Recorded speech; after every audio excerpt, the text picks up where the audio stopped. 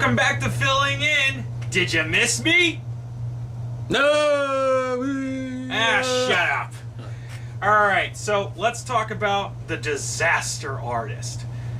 Oh man, where to start? Well, first off, I got to see this movie when I was visiting my mom down in Washington, D.C., and I guess this movie was sort of in its limited release phase, before it gets its wider release later on, which I'm guessing is going to happen this week. I went to see it in a nearby theater, or at least the closest one to my mom's house, and it was quite an experience. I'll say that. But anyway, let's talk about the movie itself. Now, in case you don't know, this movie is based on a book of the same name, which is about the making of The Room, one of the best, worst movies ever made. I could make a video just talking about The Room, but let's just try to keep it here with The Disaster Artist. Basically, to sum up, The Room is, well, it is I guess you could say it's a poorly made drama movie made by Tommy Wiseau, who wrote, directed, produced, and starred in it. And after the movie came out, it was at first labeled probably like the Citizen Kane of bad movies, but somehow it's gained like this cult following, like people just enjoy it because it's so bad that it's good, and it's unintentionally hilarious. And The Room is, it's gotten such a big following that, well, this movie got made because of it. I first heard about the movie The Room watching Nostalgia Critic's review, and that got me to watch The Room itself. And the first time I watched it, I was catatonic. I was like, yeah.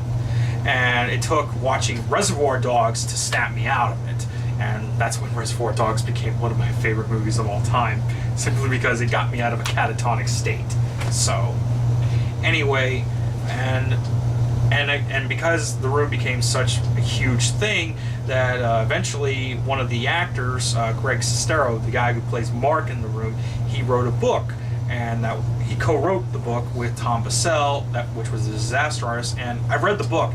It's actually pretty awesome. Go check it out if you haven't yet. And as soon as I heard that a movie version of The Disaster Artist was being made, I thought, yes, it is ripe for a movie adaptation. It can be done in a similar way to the movie Ed Wood, or any other movie that details the making of something or whatever, and it could be very entertaining or unique in its own right. And I think The Disaster Artist just knocks it out of the park. In that regard. Though it does have some small flaws, but I'll get to that later. Now, like I said, the story of The Disaster Artist is basically the story of the making of The Room. But it's not just about the making of The Room. It's also about the friendship between Greg Sestero and Tommy Wiseau, the ups and downs, the ins and outs, how funny, happy, uplifting, and sometimes, well, tragic it got for them, as well as, and it's also about them trying to, well, make it. Like you're starting out in whatever field you're in. You want to be a big writer. You want to be a big actor, but you're not quite sure how to get there, and you're doing whatever you can. You're taking whatever work you can get, just to not only make a living, not only to get by, but just to be known everywhere, be known, be loved, something. And that's where The Disaster Artist can really connect to you, to anyone, who feels that way. It certainly connected with me because, I want to try to make it big somehow, but I'm not quite sure how to get there, so I do whatever I can, and, I do movie reviews, I write movie reviews, I talk about stuff, and I'm just trying to get by, and and here I am sitting down here talking about a movie that I really, really liked, and yeah, just that feeling, it really can get to you, and it can help, in appreciating this movie. Now, the movie not only stars James Franco as Tommy Wiseau, but it was also, I think, produced and also directed by James Franco. And for a movie that James Franco has directed, this is an especially noteworthy movie. Not that I'm downplaying or criticizing other movies that he's directed. I haven't seen them, but based on what I heard about them, they're not really much to speak of. Again, I'm not criticizing or making fun. I'm just saying this is probably like the biggest movie he's directed so far. And for a movie that he's directed, it's actually pretty well done. Like, I oftentimes I liked how the movie was shot. Like, it had this sort of shaky cam feel, which I guess kind of helps capture how the hectic lifestyle, the hectic ways, and how hectic it can be to try to make it anywhere. Just struggling to get by, trying to make something that you feel extremely passionate about. And I think that, and again, the way the movie is shot and directed, it captures that pretty well. And James Franco, he delivers such a transformative performance as Tommy Wiseau. Now, if I had to think of anyone else other than James Franco that could play Tommy Wiseau, it would probably be Nicolas Cage. Well, I'll be honest. Nicolas Cage could probably deliver some excellent freak-out moments as Tommy Wiseau. But I think James Franco, he knocks it out of the park. He nails it as Tommy Wiseau. He's so transformative that he's almost unrecognizable, but at the same time, you can tell he is really putting his all into portraying this eccentric, enigmatic,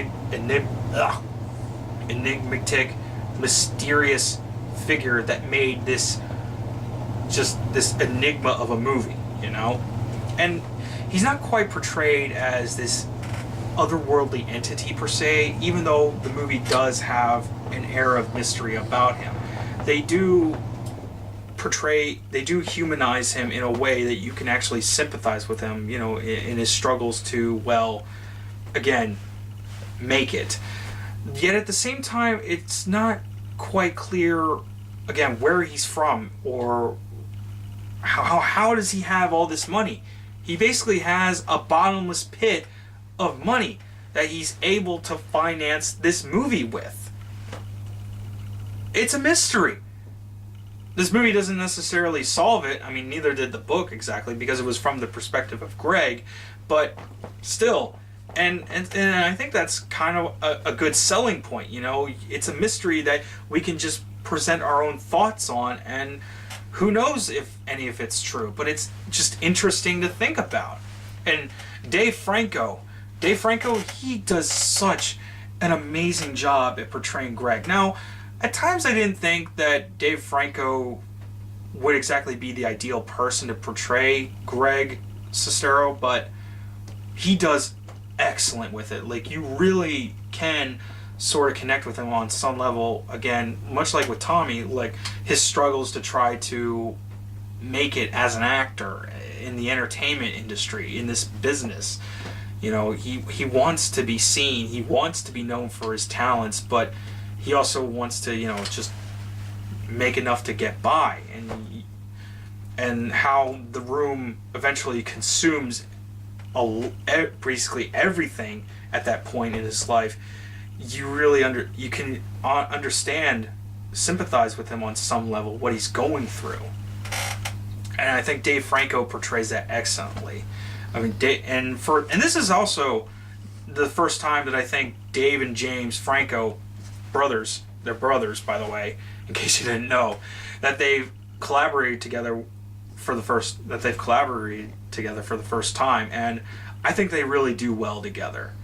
Like, in a way, the way that they work together in this movie, it just kind of, it kind of gives you some idea, maybe mirrors what Tommy and Greg went through when they were living together and making The Room and just trying to make it in Hollywood.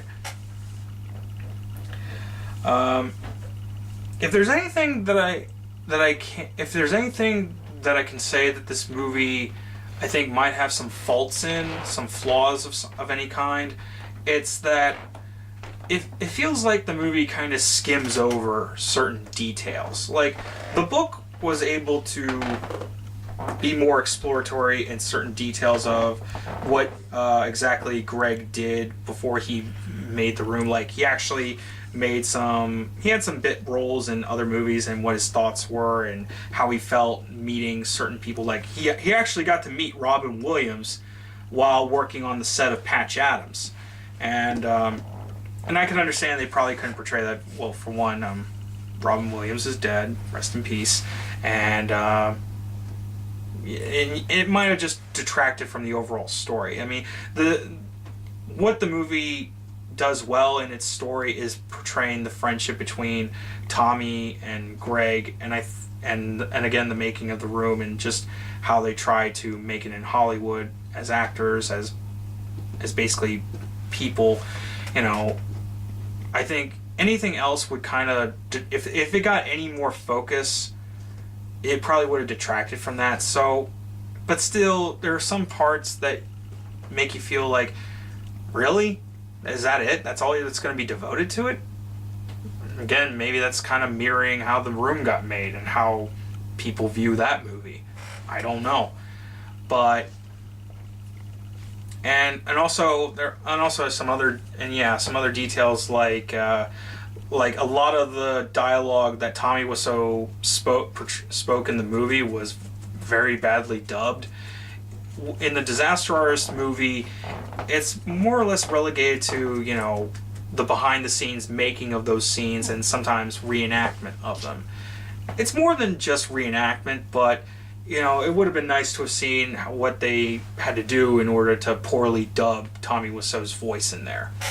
And also, at the end of the movie, and I think this is something that some people kind of criticize on, is like the ending of the movie. It is very uplifting. It is nice to see.